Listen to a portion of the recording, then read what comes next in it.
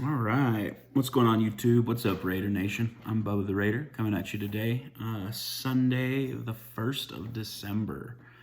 I know I've been super bad about making videos this year. I always feel like I start every video out like that, like I'm not consistent with it. Just a little background as to why this year in particular has been pretty dry on videos. For those of you who don't know, I am a teacher at a local high school here in Central Oregon. And we cut our staff down, had to cut our staff down by about half from last year. So I'm the only English teacher in the building, which means that my class sizes is doubled, my workload is doubled, grading is doubled. So it's just taking a lot more work, but I feel all right. I feel pretty good. It's been a pretty good year. And it's been a pretty good year in multiple ways. So let me touch on that real quick before I go into today's game. I feel like we have seen so much improvement and promise in this team. It's been pretty incredible. It's not what I expected at all, in the least bit. I think I expected realistically 5 or 6 wins, maybe 7 this year, and we're sitting with 6 wins at the moment. I did not think we would beat the Bears. I did not think we would beat the Colts. I didn't know if we would beat the Chargers. And so there's been some wins in there that have been really, really good. And there have been some losses in there that have been really, really bad. And I don't know what is most frustrating about that this season, whether it's, I genuinely feel like we're not in 2 games this year. I feel like we got blown out in 2 games that we didn't show up for, and that was Minnesota, I think in week 3, which was a rough one, and then last week against the Jets. I know a lot of people were pissed about that. I was equally pissed about that. I don't know, man. That's the stuff you can't do. And so I don't know if that's more frustrating, showing up and laying an egg like that against the Jets, or not laying an egg like getting a 0, but like laying an egg like sucking, or like the Packers game where you take away 5 plays, 5 stupid mistakes, and we win that game. Maybe take away 3 stupid mistakes, or 1 even, like that Derek Carr fumble before the half, and then being able to drive and swing momentum. Football's such a momentum game. It swings back and forth so much that those things can really kill you. And I felt like that was what happened last week. We never got momentum. I can't even think of one, besides a Max Crosby sack. I can't think of one positive play from last week. And don't mind my dogs. Sorry, they play pretty rough. That's a hard thing to do, to go through a game and have like one positive play. Some notes about this season off the top of my head. I don't have any. I usually read out a script and all these talking points, but I'm kind of in a hurry. I'm going to go watch the game with my dad here in just a few minutes, and I just wanted to whip out this video real quick. Couple positives. We are so young, and I think that's incredible, because those games like last week are going to make all the difference. I'm so excited to see how we're gonna recover and how we're gonna show up today. If we're gonna just go out there and continue the trend from last week, or if we're gonna use last week as a kick in the butt to really like step up and kill it this week. We'll see what happens, but we're really young, and that's really good, because like young promising pieces all over the place, and some young promising pieces we haven't even really seen. Guys like Jonathan Abram, guys like Isaiah Johnson really hasn't played very much. So, here come my dogs. Sorry about that. That's what it is. So that's really promising. I think that Derek Carr has shown that he's the guy. I always thought he was. I am on board. I was on board that if he didn't play well, we give him 1 more year, and if that continues, we try and go draft Trevor Lawrence. But at this point, I don't think Derek Carr's played bad a single game. I think he's not played great in games we've lost, but I don't think anything bad rests on his shoulder. I'm an avid Derek Carr defender though. He's my guy. We've had some studs that have really shown up out of nowhere, or Tyrell Williams has been really good. Not in the last few weeks, he's been kind of slow, but Tyrell Williams has really proved to be a really solid wide receiver for us. Hunter Renfrow has been incredible. I think that Max Crosby, watching him in that Cincinnati game, watching him in general, the way he dominates, the way he fires off the ball. I'm not saying he plays like Khalil, but I haven't felt that way since Khalil. Was super excited about Cleveland Ferrell, and he's been pretty quiet this year, but he's a rookie. You know what I mean? If that continues, whatever, like that's the hard part, but he's a rookie, and Crosby's really been filling that role. So I like that. Josh Jacobs, man. Oof. I love Josh Jacobs. He was, I'm not sure if I made a video about this. He was my second favorite running back in the class. I liked David Montgomery more. I was wrong. Josh Jacobs is explosive. So he's been incredible. I really, really like Foster Moreau. I think that him and Darren Waller complement each other perfectly, and we have our tight end set for the next 3. I think Waller just signed a 3-year extension, 3+ seasons, hopefully more. Some concerns continue to be the same concerns I've had, I feel like, for 15 years. We need linebackers, man. We need linebackers. If you want to know why we lost that game last week or even against Minnesota, it's because if our front 4 get blocked, like, there's no one doing a good job filling. There's no one playing the run or even like covering in pass protection. We get picked apart with this soft ass zone because our linebackers don't cover well, and they don't play the run well. So it's kind of like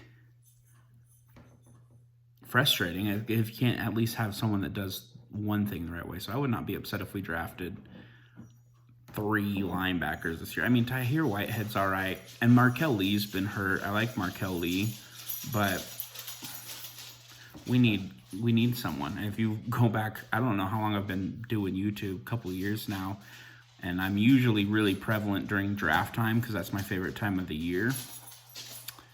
I say it every year, man. I want Devin White. I want Devin Bush. I want Roquan Smith. I want Reuben Foster. I want Tremaine Edmonds. I want like all these guys. Sorry. Hey, go out of the kitchen. Go. Sorry, my dogs are going crazy. Linebackers. That's what it is, and I think there's a couple pretty decent ones coming out this year. I'm a big Oregon fan, and I like Troy Dye a lot, and I think that he's got his weaknesses, but I think that he will be a mid-round steal for someone. If he'd have come out last year, he'd have been a first-rounder, maybe.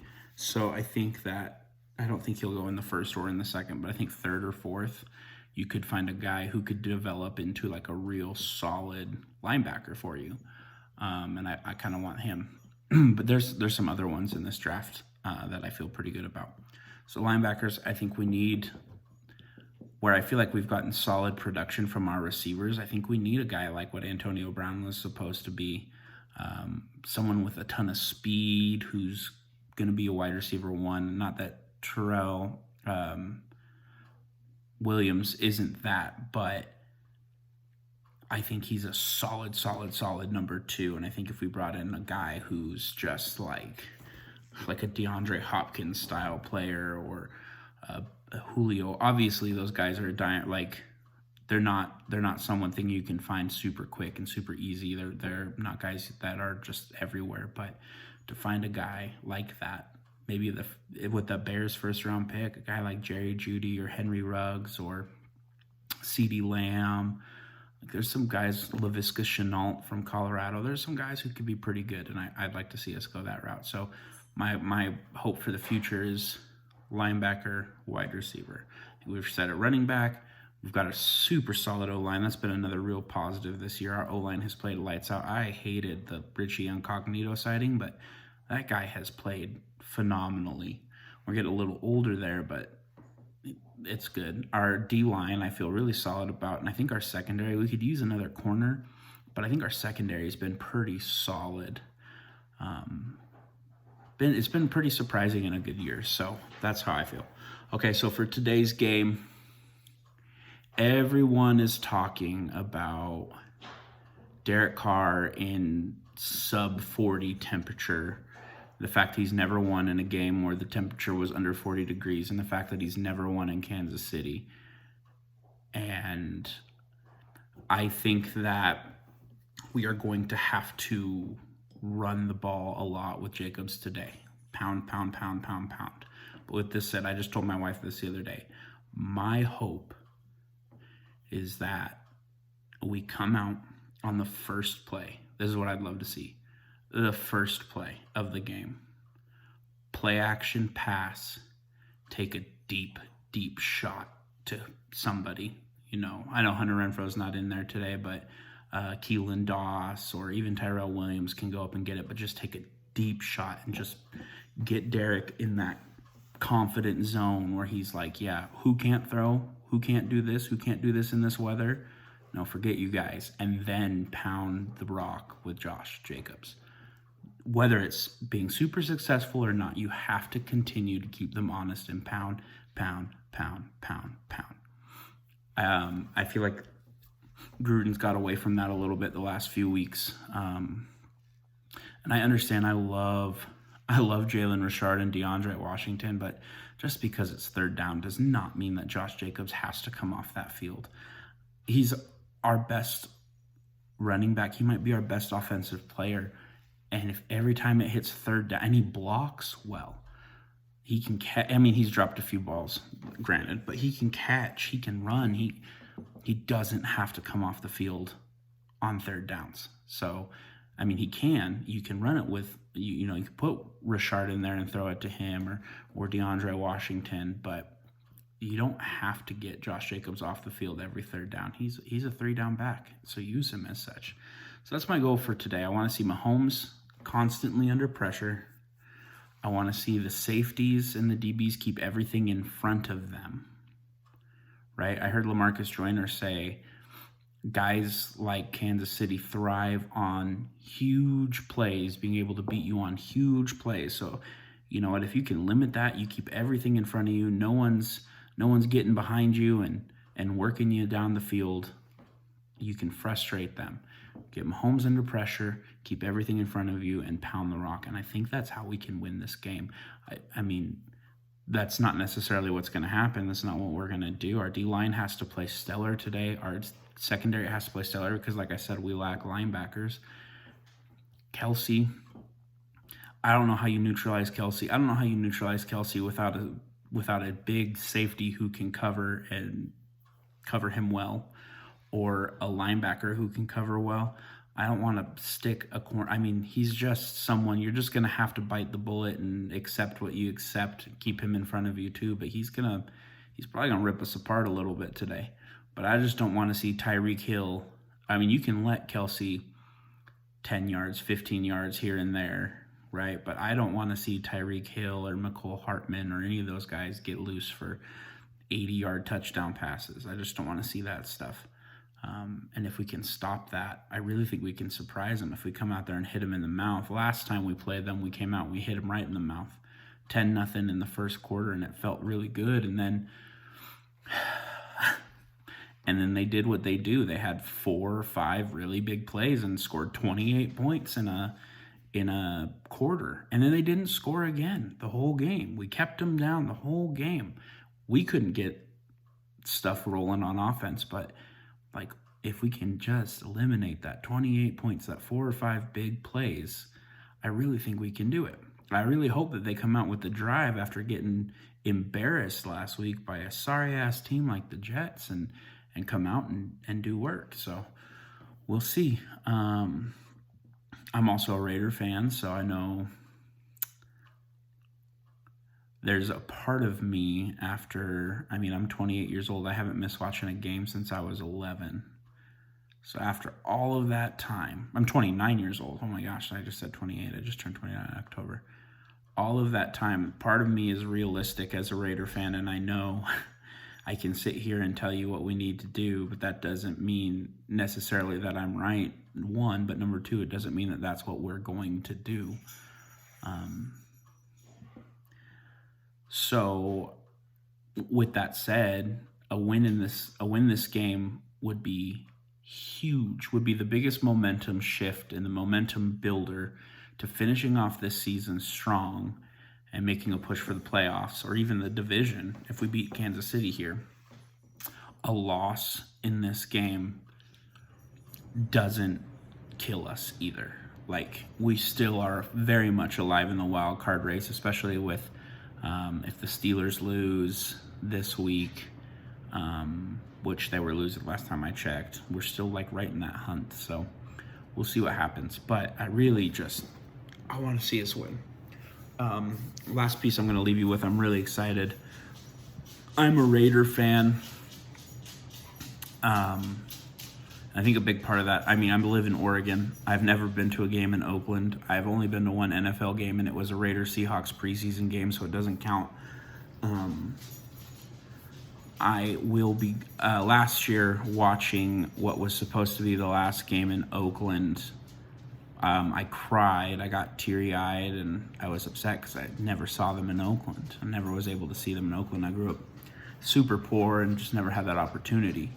And the Raiders, love of the Raiders is something I share with my grandpa, who grew up in the Bay Area in Alameda, and he used to go to games constantly, and he hasn't been to one in decades.